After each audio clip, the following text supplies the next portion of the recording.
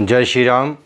मैं आचार्य कृष्ण मोहन शर्मा आप सभी का हमारे इस YouTube चैनल पर बहुत बहुत स्वागत करता हूं। आपसे निवेदन करता हूं कि आपने हमारे इस YouTube चैनल को यदि सब्सक्राइब नहीं किया है तो पहले आप सब्सक्राइब करें, बेल बटन दबाएं और कमेंट बॉक्स में जाकर अपनी भावनाएं, अपने कमेंट्स उसमें ज़रूर लिखें और शेयर करना ना भूलें। आज मैं आपके सामने वास्तु महाज्ञान के अंतर्गत आज यह बताने जा रहा हूं कि यदि भवन में, मकान में कोई वास्तु दोष हो तो क्या क्या परेशानियां होती हैं, उन परेशानियों को कैसे दूर किया जाए और उन परेशानियों से कैसे निपटा जाए, इसके विषय में आपको मैं बताऊंगा। भवन जीवन का एक परम लक्ष्य होता है। मनुष्य अपने जीवन में जब जन्म लेता तो उसकी एक भावना होती है और उसका एक लक्ष्य होता है कि मैं एक सुंदर भवन बनाऊं और उस भवन में व्यवस्थित अपना जीवन चलाऊं। मनुष्य बहुत मेहनत करता है, रात दिन पैसा एकत्रित करके भवन बनाता है और भवन बनाकर उसमें जब निवास करने लगता है तो पता लगता है कि कहीं पर कोई उससे गलती हो गई, वास्तु से सम्मत उसने भवन नहीं बनाया, इसलिए उसके पास सब कुछ होते हुए भी वह परेशान है, उसके मन में शांति नहीं है, वह नित्य दुखी रहता है। आज मैं आपको बताऊंगा कि वास्तु से सम्मत यदि भवन ना बने तो कैसी कैसी परेशानियां जीवन में आती हैं। भवन जब हम बनाते हैं तो ये ध्यान रखना चाहिए कि किसी वास्तु विशेषज्ञ से सलाह लेकर वास्तु से संबंधित ही भवन का निर्माण कराया जाए। यदि वास्तु से सम्मत भवन बना हुआ है तो ये मैं आपको निश्चित कह सकता हूँ कि 80% मनुष्य स्वतः ही सुखी हो जाता है। 20% पर उसके अपने कर्मों का उसको भोगना पड़ता है। आज मैं आपसे जो बात करने जा रहा हूँ वह है भवन में ईशान कोण के विषय में बात करने जा रहा हूँ। मैं आपसे प्रत्येक अलग अलग दिनों में, अलग अलग एपिसोडों में अलग अलग दिशाओं के विषय में चर्चा करूंगा। आज मैं ईशान कोण के विषय में चर्चा करूंगा। ईशान कोण एक पवित्र स्थान माना गया है वास्तु में।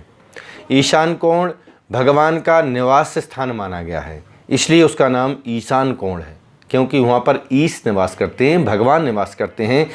और जिस भवन का ईशान कोण दूषित है, जिस भवन का ईशान कोण परेशान है, खराब है, तो समझिए उस भवन में कभी भवन स्वामी सुखी नहीं रह सकता। ईशान कोण में क्या होना चाहिए, क्या नहीं होना चाहिए, यह भी मैं आपको बताऊं।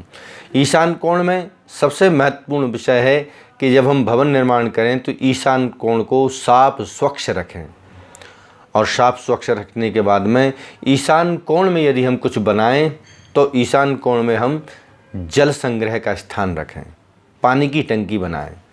और वो पानी की टंकी भी कैसी, अंडरग्राउंड पानी की टंकी होना चाहिए। ऐसा नहीं कि आप ईशान कोण में छत के ऊपर पानी की भरी हुई टंकी रखें। यदि आपने छत के ऊपर भरी हुई पानी की टंकी रखी तो वह वास्तु दोष हो जाएगा, क्योंकि ईशान कोण हल्का होना चाहिए। और जब आप पानी की टंकी ईशान कोण के ऊपरी स्थान पर रखेंगे तो पानी वजनदार होता है, तो वो दिशा भारी हो जाएगी। इसलिए पानी का स्थान तो होना चाहिए लेकिन अंडरग्राउंड होना चाहिए। बोरिंग ईशान कोण में श्रेष्ठ मानी गई है, अंडरग्राउंड पानी की टंकी श्रेष्ठ मानी गई है, लेकिन ऊपर की ओर पानी की टंकी रखना वास्तु सम्मत नहीं है। ईशान कोण में भगवान का स्थान होना चाहिए। ईशान कोण में भगवान का मंदिर हो, भगवान का भजन हो और ध्यान रहे कि ईशान कोण सदैव पवित्र होना चाहिए, दूषित नहीं होना चाहिए। ईशान कोण यदि आपका दूषित है, कई मकानों में, कई भवनों में ईशान कोण भारी हो जाता है। जैसे ईशान कोण में यदि आपने जीने बना दिए तो जीने आप जब बनाएंगे तो ऊपर उनके टावर होगा, तो टावर जब होगा तो भारीपन हो जाएगा, यह भी एक दोष हो जाएगा। तो प्रयास करना चाहिए कि ईशान कोण में यदि अकारण जो भी विशेष कारण से यदि आपके वह जीने बन गए हैं तो उनको बीच में ही समाप्त करके दूसरे स्थान पर टावर बना करके और उस स्थान को हल्का कर देना चाहिए। इस तरह की बहुत सारी विशिष्ट जानकारियाँ लेकर मैं आपके सामने उपस्थित होता रहूँगा। और ईशान कोण को आप पवित्र रखें, ईशान कोण में भगवान का वास करें और आप खूब भगवान का भजन करें और बहुत सुंदर सुंदर जानकारियाँ आपको प्राप्त होती रहेंगी। हमारे इस चैनल को सब्सक्राइब करना ना भूलें। आपसे मैं पुनः फिर से आपसे भेंट करूँगा। जय श्री राम।